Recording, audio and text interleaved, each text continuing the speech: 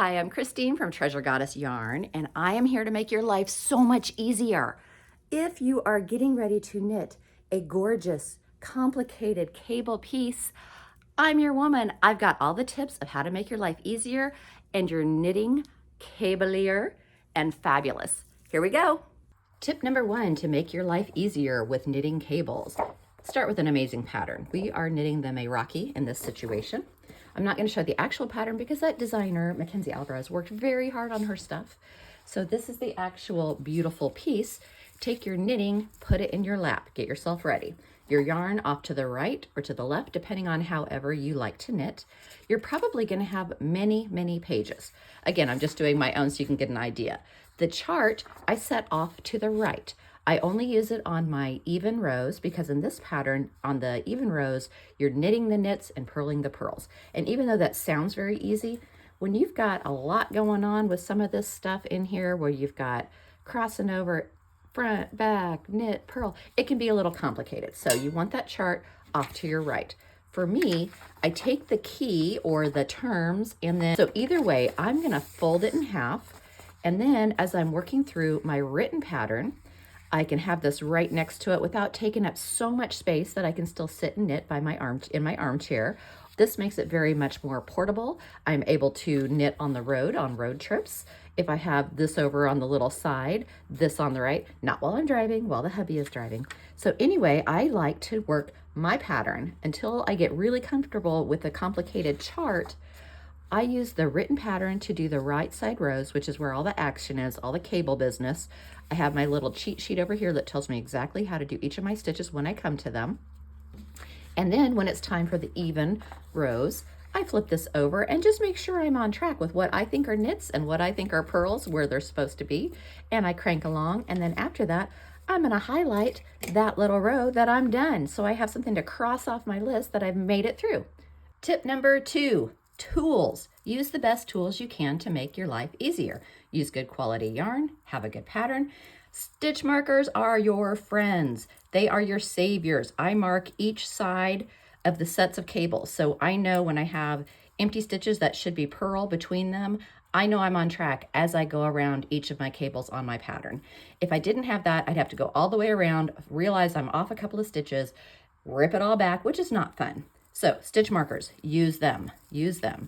Okay, cable needles. This says it's a cable needle, it's a piece of crap. We don't need that in our life. The problem with this guy is you're scooping stitches and letting it hang, and in theory, it's got a bump and the stitches should hang there, but if you just let it hang in front or back, stitches slip off of this all the time. Get rid of that. Use a nice cable needle that has some action going on. So when you scoop your stitches, this is one that actually can hang on your necklace. You scoop your stitches and then it has a place to turn. So as I hang it here, it's not going anywhere, right? As I come back. Another fabulous one is one that I have on treasuregoddess.com right now. I may or may not be out. It's either a cat or a pig. I haven't decided. You're scooping them. Let's say 2 stitches. I'm letting it hang in back. I'm letting it hang in front. Because it has room to move, it's not going to drop those stitches, and I'm not having to manage another piece holding multiple needles when I'm new to cabling. This will save your life. Get yourself good stitch markers, good cable needle. Tip number 3, watch out for extra yarn overs.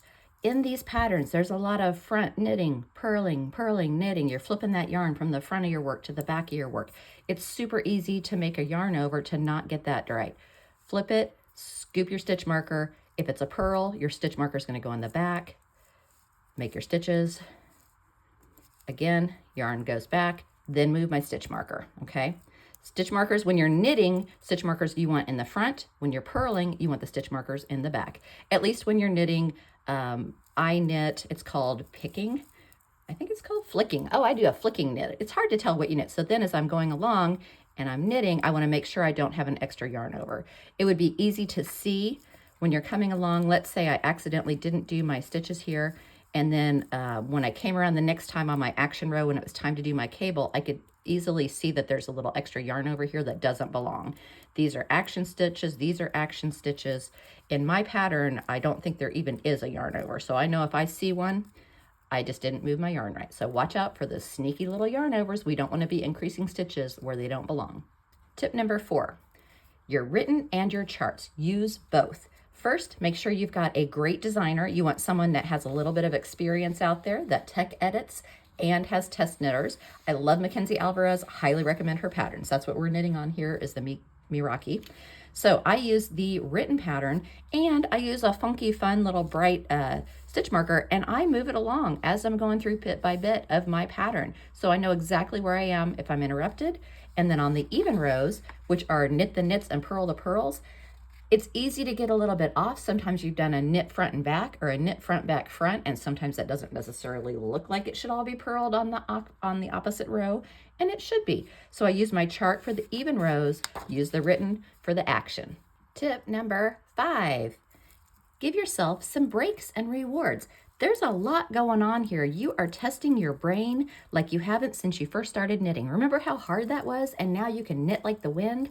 Well, if you made it through a couple of these on tack, get up, walk away, have a drink. I would caution on a whole lot of the wine and the alcoholic beverages if you're going to be continuing on, because it's easy to get off when you're not paying attention. So maybe limit that to 1 drink until you're done, and then have yourself a glass of wine.